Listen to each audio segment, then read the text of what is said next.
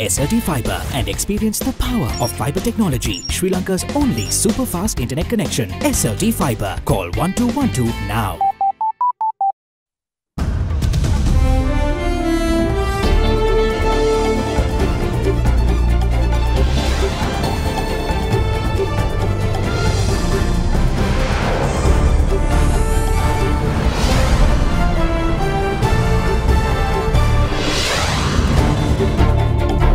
Tonight, rapid progress.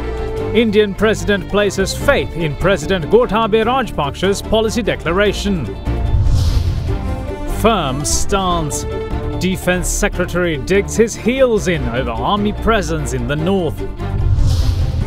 The alleged kidnapping. Swiss embassy clears the air over the incident, extending support to the probe. Role of the clergy.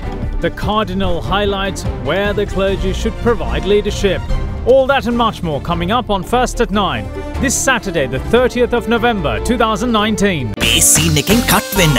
ඇන්ටිජර් මවුත්වොෂ් සමගින් එන close up gel එක story එක start කරන්න. Hi. Hi. From AdaDerana, this is AdaDerana First at 9. Live from Studio 24 in Colombo. Good evening and welcome to First at 9. I'm Dhamma Kanaika. Let's start with your local stories.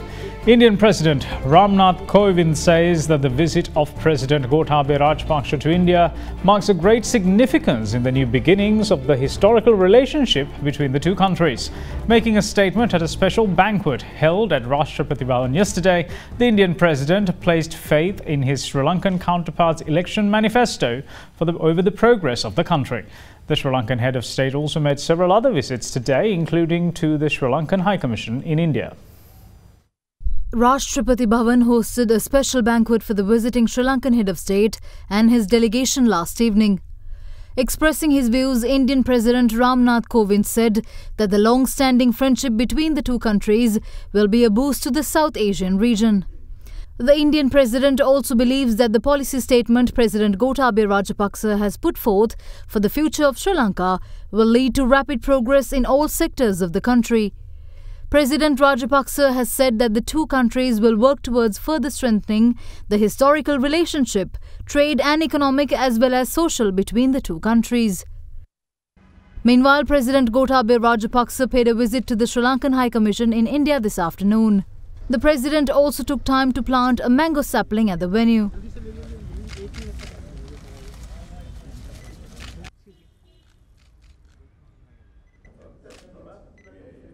During the visit, President Rajapaksa also met a long-time friend of his who is now in active politics. India's Minister of State Transport and Highways Dr. General V.K. Singh and President Rajapaksa has met during the President's training period as an army officer in India. The President also met with a group of his friends who had trained with him in India.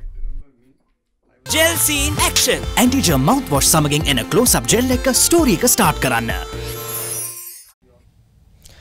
Now, Defense Secretary Major General Kamal Gunaratne today insisted that army camps will not be removed from the north as per the wish of the Tamil National Alliance. After visiting the Temple of the Sacred Tooth Relic in Kandy this morning, the Defense Secretary also called on the chief prelates. Speaking to media afterwards, Major General Kamal Gunaratne went on to say that the army is stationed at various locations for security purposes and gave assurance that they will only be called upon in the instances of police and STF failure. Newly appointed Defence Secretary Major General Kamal Gunaratne engaged in religious observances at the Temple of the Sacred Tooth Relic in Kandy this morning. Afterwards, he called on the Chief Prelate of the Askeriya chapter, Most Venerable Varakagoda Sri Gnanaratana Thera, at the Askeriya Temple.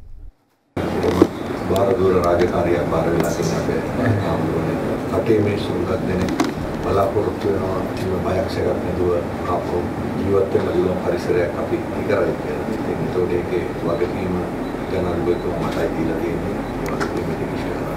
ඒක කරන්න.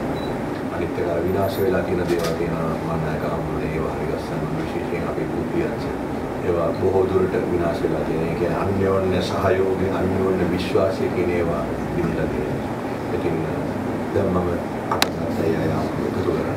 ඔබතුමා ගත්තහම තාම හොඳ සාධනීය පියවරක් හැටියට අපි දකිනවා ඔබතුමා වැනි ජ්‍යෙෂ්ඨ පළපුරුදු නිලධාරියෙක් ආරක්ෂක ලේකම් තනතුරටපත් කිරීම ගැන විශේෂයෙන් ජනාධිපතිතුමත් ඒ විශේෂීලා තාම හොඳ හසලක් දෙකින් තියෙන කෙනෙක්. ඒ නිසා එතුමාගේ උපදේශත් ඔබතුමාලගේ අත්දැකීම්ත් එක්ක යලිත් ඉතින් රට සුරක්ෂිත තැනක් වෙයි කියන විශ්වාසය මේ රටේ මහ ජනතාවට තියෙනවා. Subsequently, the Defence Secretary called on the Chief Prelate of the Malwatha chapter, Most Venerable Tibetuave Sri Sumangala Thera.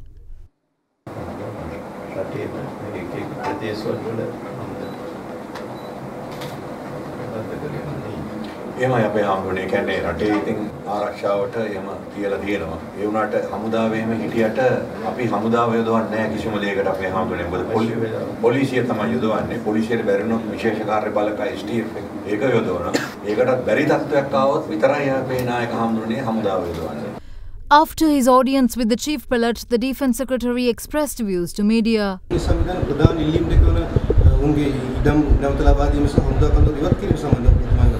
හමුදා කඳවුරු ඉවත් වෙන්නේ නැහැ.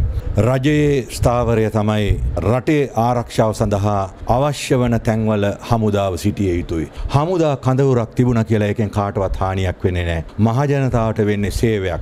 පහුගිය රජයේ කාලේ විශාල ආන්දෝලනයකට ලක් වෙච්ච බුද්ධ්‍යංශ නිලධාරීන් සිරගත කිරීම සම්බන්ධයෙන් බුද්ධ්‍යංශ නිලධාරීන් නිදහස් කළාද? අපි කරන හැම කටයුත්තක්ම ප්‍රජාතන්ත්‍රවාදී රටක තියෙන නීති පද්ධතියකට අනුව ඕන කටයුතු කරන්න.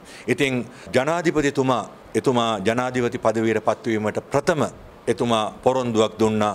අසාධාරණ විදියට අත්අඩංගුවට අරගෙන හිරගෙවල් වල රඳවලා තියෙන රණවිරුවන්ව එතුමා හොඳට හොයලා බලලා නිදහස් කරනවා කියලා. ඉතින් ඒ ක්‍රියාපටිපාටිය සඳහා අවශ්‍ය වැඩ කටයුතු අපි කරගෙන යනවා. ඉදිරියේදී ඒ කටයුතු සිද්ධ වෙයි. Defence Secretary Major General Kamal Gunaratne also called at the Rajupanarame temple in Gatambe and had an audience with its chief incumbent, Venerable Kapatiaguda Sirivibuna Thera.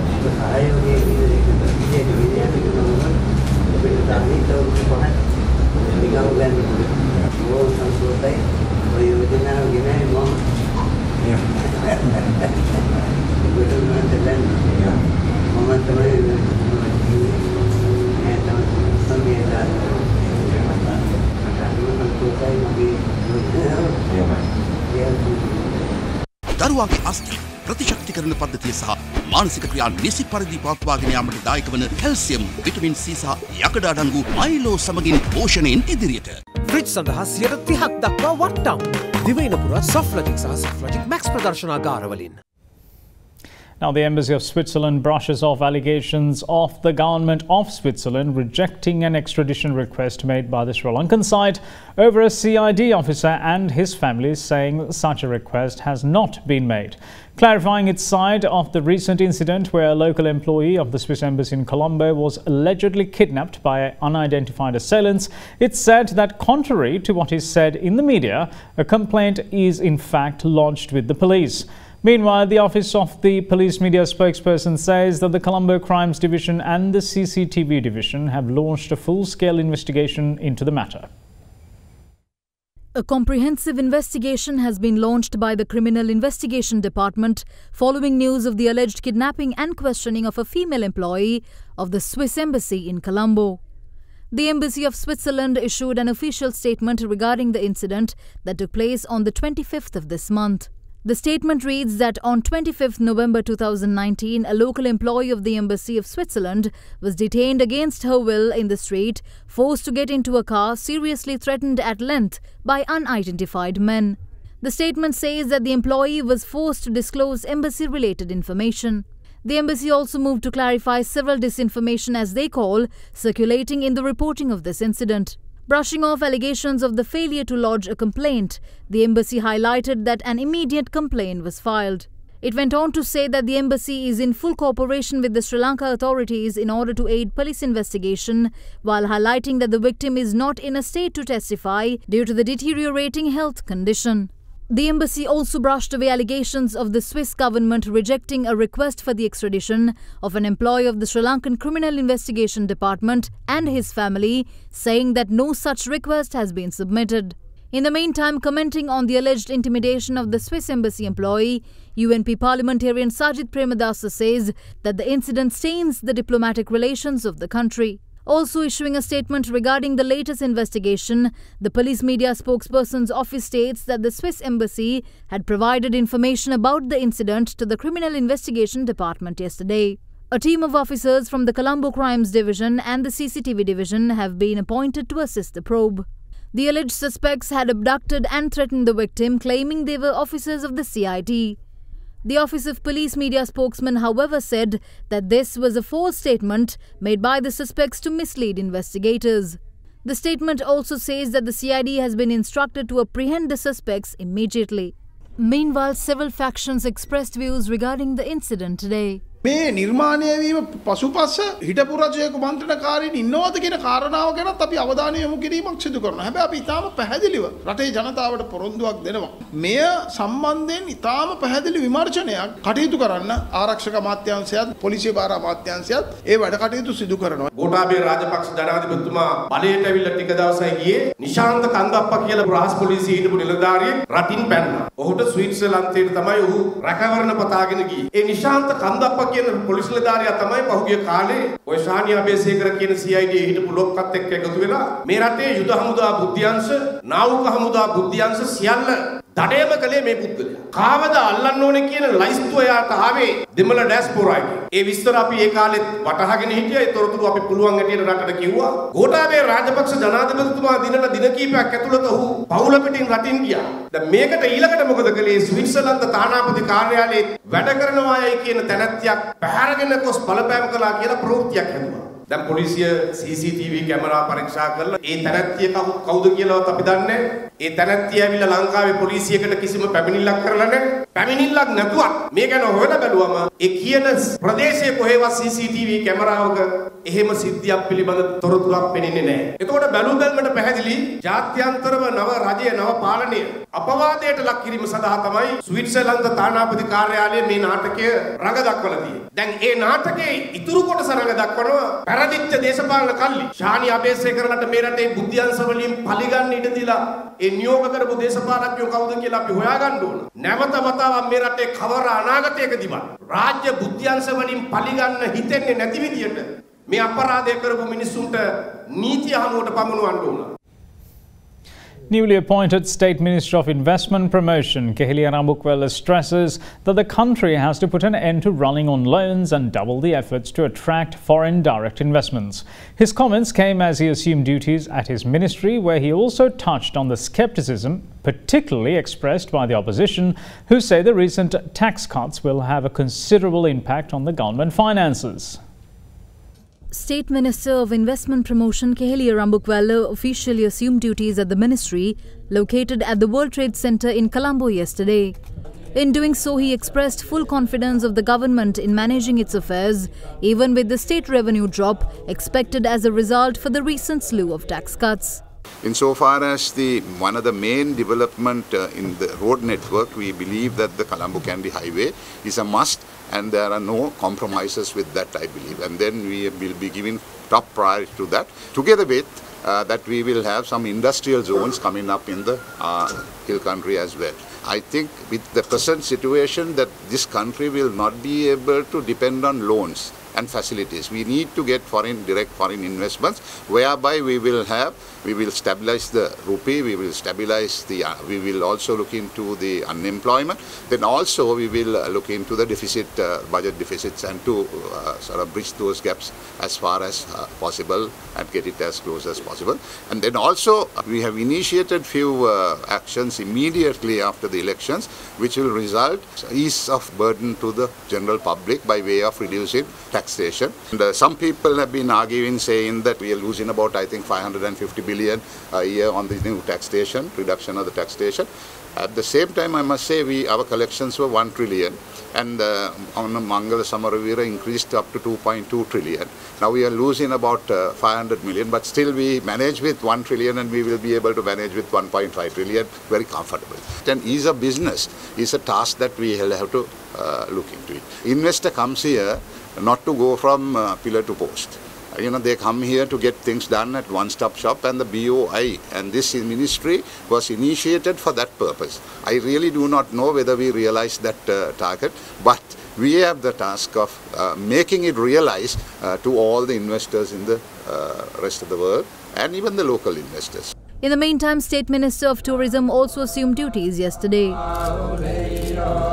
Sustainability of our island is key, and developing eco-tourism that will increase the revenue from tourism up to $10 billion is our main target.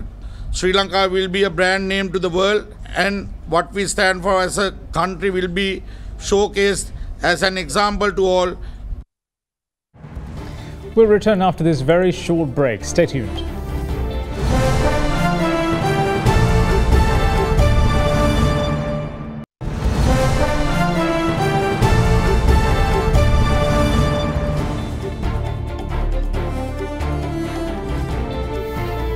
Welcome back. You're watching First at 9.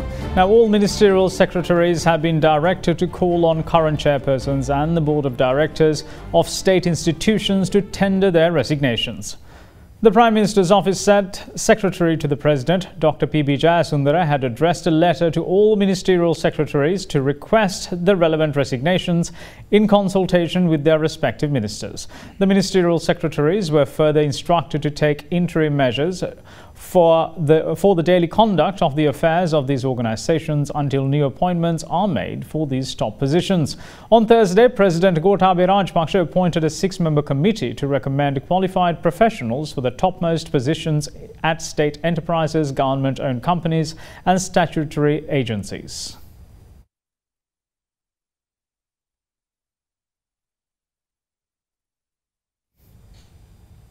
Now, in another development, former President Maithripala is confident of a political rebirth despite his time in the President's office coming to an end. He did not stand for a second term in office, and his party failed to field a candidate of its own in the presidential election, instead backing SLPP presidential candidate President Gotabaya Rajapaksa.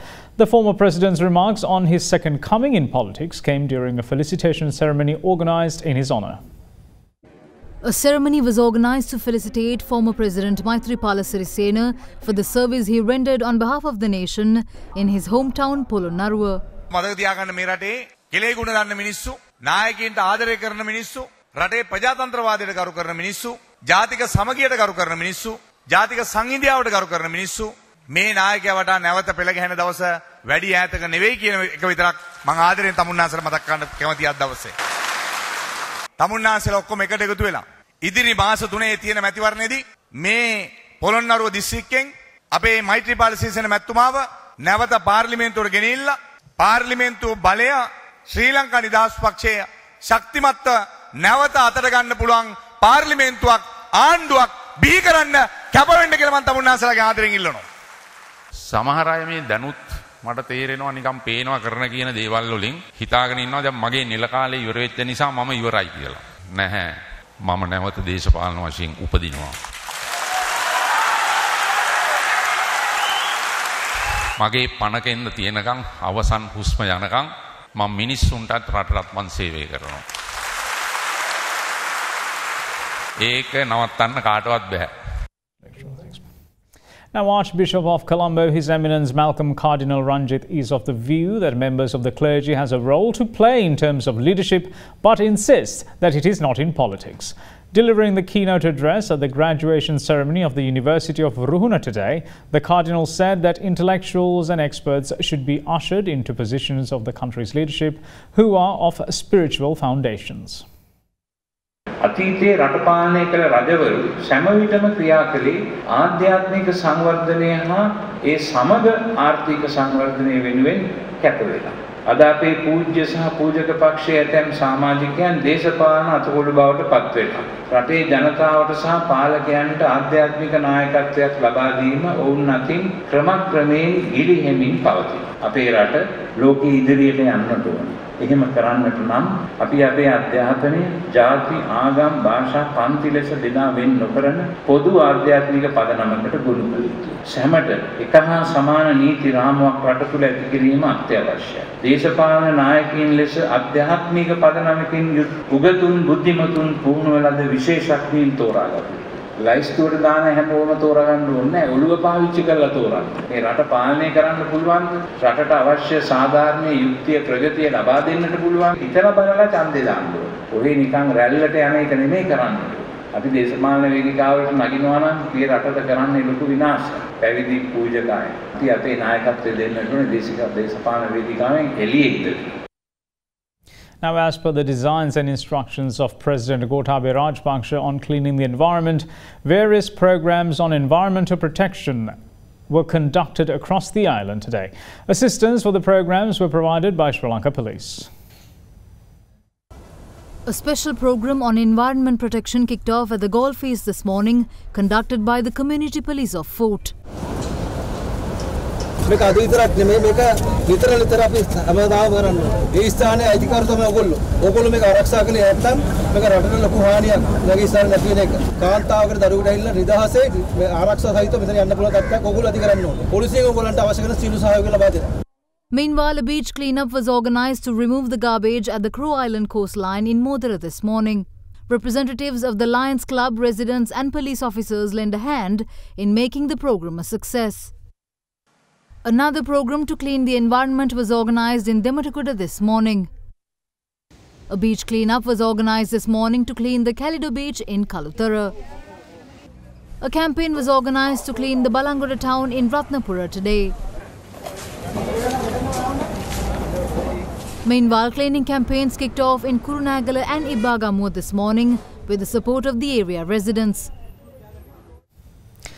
Now, taking a look at business, the resignation of Iraq's Prime Minister helped trigger a drop in oil prices, but analysts say that may not be the right response by investors, as Iraq's future may have just become even more uncertain. Iraq is the second largest oil producer in OPEC, with an output nearing 5 million barrels per day. Now, analysts had said that the continuation of the anti-government protests in the country could ultimately impact oil exports. Oil fell in US trading after the development, but was also impacted by negative sentiment around trade talks and OPEC. West Texas Intermediate futures were down 4.3% at $55.61 per barrel in midday trading yesterday. Brent futures were off 2.2% at $62.49 per barrel. Moving on, the owner of the German carmaker Mercedes-Benz Daimler decided to shed at least 10,000 jobs worldwide as it seeks to fund the switch to electric cars. This move came days after rival Audi said it would cut 9,500 of its 61,000 jobs in Germany for similar reasons. Now, Mercedes owners said that the car industry is going through the biggest transformation in its history. UTR mobility requires large investments, which is why Daimler announced in the middle of November that it would launch a program to increase competitiveness, innovation and investment strength. Adding further, he stated that part of this program is to reduce staff costs by around 1.4 billion euros by the end of 2022 and to reduce the number of management positions worldwide by 10%. We'll return after this short break. Stay with us.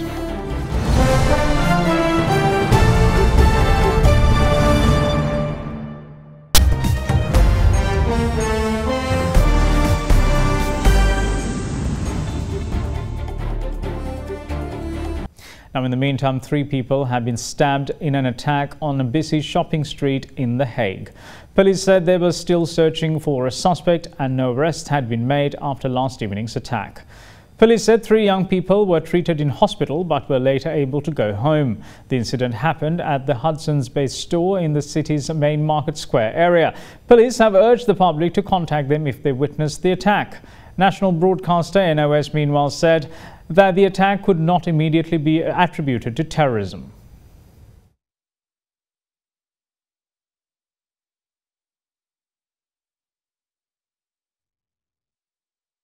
Now, French activists staged protests against online retailer Amazon in the French capital yesterday, denouncing the rampant consumerism typified by the annual Black Friday shopping frenzy. Now, several dozen protesters gathered at dawn outside the Amazon headquarters building in Paris and staged a sit-in outside the front gates, holding up the sign saying no to Amazon and its world. Environmentalists accused Amazon of accelerating climate change through its rapid delivery services, which they say as contributing to greenhouse gas emissions. Meanwhile, social media posts of Attack, a group that campaigns for more democratic globalization, showed their sit-in outside the gates of Amazon Logistics Center near Lyon, eastern France. Activists fighting climate change also blocked the entrance to a commercial center on Friday's Paris de la Défense business district. French companies have embraced Black Friday, named for the sales held on the first Friday after the United States Thanksgiving holiday, when retailers typically heavily discount their goods to spur business. However, there has been a backlash against the event, driven in part by environmental concerns. In an email statement, Amazon France, that is, said it respected the rights of the people to express their opinions, but it does not extend to organizing violent demonstrations where people work. And that's it from all of us here at First at 9. Thanks for watching. Bye-bye.